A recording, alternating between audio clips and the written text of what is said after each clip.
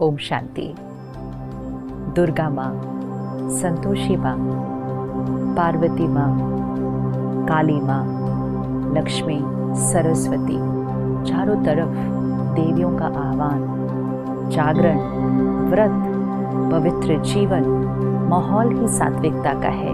क्योंकि नवरात्रि शुरू हो चुके हैं आज से। हम सब मिलकर कितनी प्यार से, श्रद्धा से, भावना से शक्तियों का आह्वान कर रहे हैं, जिनको हम कहते हैं शिव शक्ति। उनका आह्वान हो रहा है। लेकिन थोड़ा सा आज कुछ क्षण लेकर इस पे चिंतन करते हैं कि हम किसका आह्वान कर रहे हैं। उन्हें हम शक्ति भी कहते हैं, उन्हें हम माँ भी कहते हैं, उनको हम अस्त्र शस्त्रों के साथ दिखाते हैं और उनके ही चरणों में हम असुर भी दिखाते हैं। ये सब चीज़ हमें कौन से ज्ञान का अर्थ सिखाने की कोशिश कर रही है।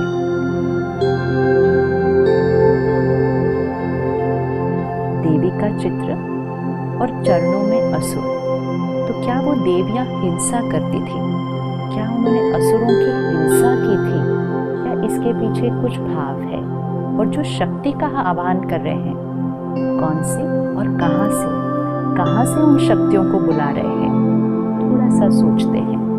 डिविनिटी, प्योरिटी, ये आत्मा का ओरिजिनल गुण है जो आज हम भूल चुके हैं। और क्योंकि हम अपनी डिविनिटी को भूल जाते हैं, तो हमारे अंदर के जो वाइसेस हैं, काम, क्रोध, लोभ, मोह, अहंकार, ये इमर्ज हो जाते हैं। डिविनिटी मर्ज हो जाती है, विकार इमर्ज हो जाते हैं। अब अगर किसी को इसको सिंबॉलिकली दिखाना है कि डिविनिटी ने वाइसेस के ऊपर ओवर पावर किया, प्योरिटी ने ईगो के ऊपर ओवर पावर किया, इसको पिक्चोरली रिप्रेजेंट करो, इसको सिंबॉलिकली रिप्रेजेंट करो, तो विकारों को हम कैसे दिखाएंगे? जैसे कहीं दिखाना होता है कि स्मोकिंग इज नॉट अलाउड, कहीं दिखाना है कि डेंजर है, तो हम क्या करते हैं? वो स्कल ड्रॉ करते हैं, उस पर क्रॉस लगाते हैं। तो कोई एक्चुअल स्कल थोड़ी है, लेकिन सिंबॉलिक है कि ये डेंजर है। तो वो जो वाइसेस, वो जो असुर चरणों के नीचे दिखाए हुए हैं, वो कोई असुर नहीं है फिजिकल, वो हमारे अंदर की आसुरी वृत्ति, विच मीन्स हमारे अंदर की नेगेटिविटीज, हमारे अंदर की रॉन्ग हैबिट्स, हमारे अंदर की वीकनेसेस, हमारे अंदर के विकार, jealousy, hatred, hurt, rejection, manipulation, control, domination, the list is long. लेकिन क्योंकि हमने ध्यान नहीं रखा, हमने अपने अंदर के असुरों को जागृत करके रखा हुआ है। अब वो दिन आया है कि हमें अपने अंदर की डिविनिटी को इन्वोक करना है।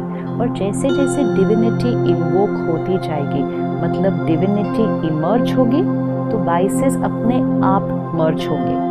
वाइसेस इमर्ज होते हैं तो डिविनिटी अपने आप मर्ज हो जाती है, क्योंकि at one point of time एक ही क्वालिटी का संस्कार जागृत हो सकता है। तो देवियों का आह्वान करना मतलब इन्वोकिंग द डिविनिटी। तो देवी वहाँ ऊपर से आह्वान नहीं करना है, अंदर से डिविनिटी का आह्वान करना है, क्योंकि हर आत्मा के अंदर डिविनिटी भी है और हर आत्मा के अंदर वीकनेस भी है।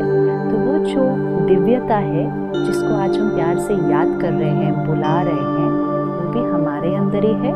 और वो जो असुर जो हम पैरों के नीचे दिखा रहे हैं, वो भी हमारे अंदर ही है।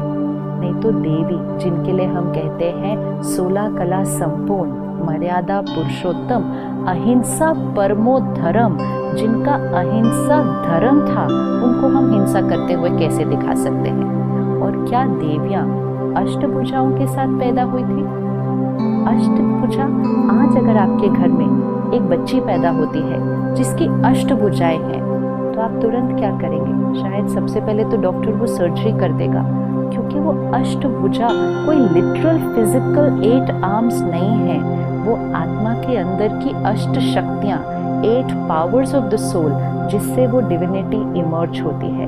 क्योंकि भुजा शक्ति का सिंबल है, पावर, यू से इज वेरी पावरफुल, फिजिकल, तो हैंड का सिंबल है। और हर भुजा के अंदर एक एक शस्त्र है, शस्त्र नॉलेज का है। तो क्या भावार्थ है? ज्ञान के शस्त्र को लें, आत्मा अपने अंदर की शक्ति को यूज करे, और जब ज्ञान के शस्त्र से आत्मा शक्ति को जीवन में यूज करेगी तो डिविनिटी इमर्ज हो जाएगी, और जब डिविनिटी इमर्ज हो जाएगी विकार मर्ज हो जाएंगे।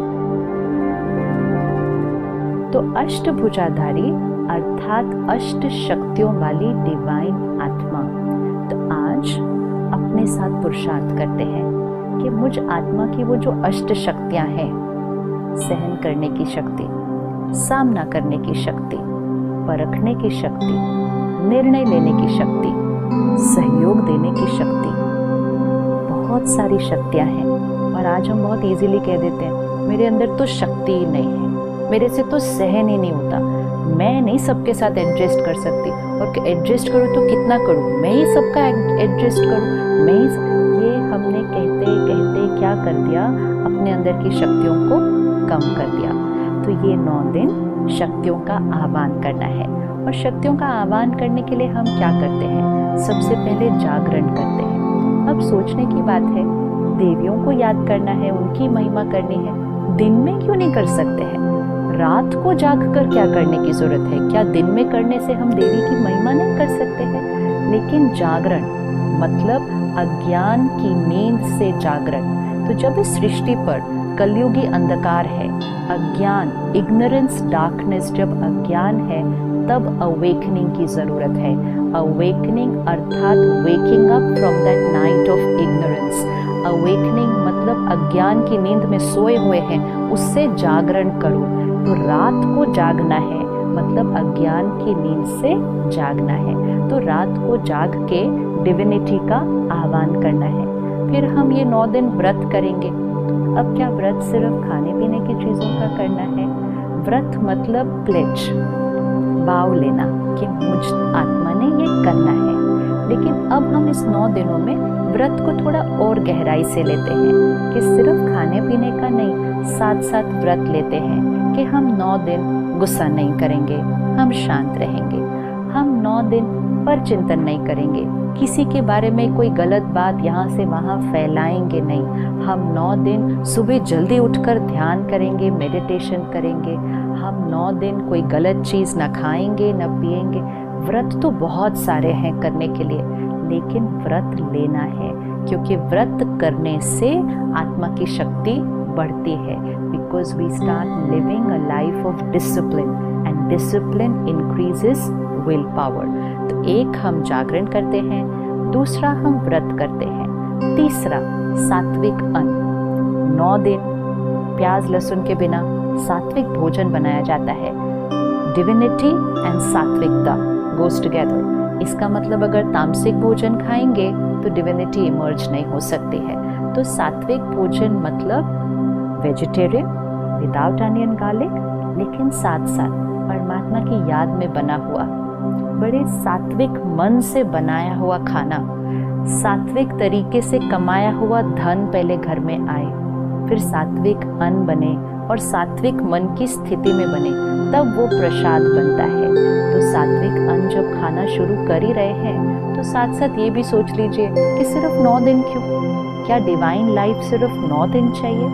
त्योहार आते हैं हमें जीवन जीने का तरीका सिखाने के लिए कि जो चीज़ हम 9 दिन करेंगे वो हम जीवन भर भी कर सकते हैं।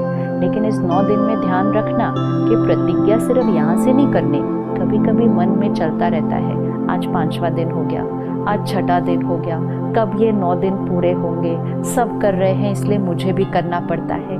मजबूरी से नहीं, मजबूरी से आत्मा की ताकत कभी नहीं बढ़ेगी, प्रतिज्ञा से करना है कि जीवन में सात्विकता।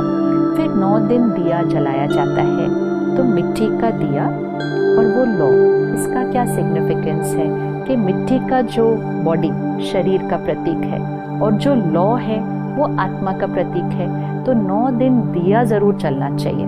तो जब मैं आत्मा हूँ, सोल कॉन्शियसनेस, ये जब इमर्ज होगी तो वो लौ जलती रहेगी, रोशनी उसके चारों तरफ फैलेगी। एंड मोस्ट इम्पोर्टेंट, हम अपने जीवन में चाहिए से दिया की तरफ शिफ्ट हो जाएंगे। दिया जलता रहे तो जीवन शुभ होता है। कौन सा दिया जलता रहे? प्यार दिया, सम्मान दिया, सहयोग दिया, सबको दिया और हमेशा दिया, ये दिया जलेगा तो जीवन शुभ रहेगा। जागरण, सात्विकता, व्रत और दिया, जब ये सब हो गया तो रिश्ते बड़े प्यारे हो जाते हैं। एक दूसरे के साथ एडजस्ट करना, सहयोग देना, ये एक नेचुरल जीवन जीने का तरीका बन जाता है। तो वो जो रिश्तों में एडजस्टमेंट और उस एडजस्टमेंट से जो हार्मनी क्रिएट होती है, उसी का यादगार हम रास और गरबा करते हैं। रास को देखो, गरबा को देखो, कितना सुंदर डांस फॉर्म है। सभी के हाथ में 2-2 डंडे हैं।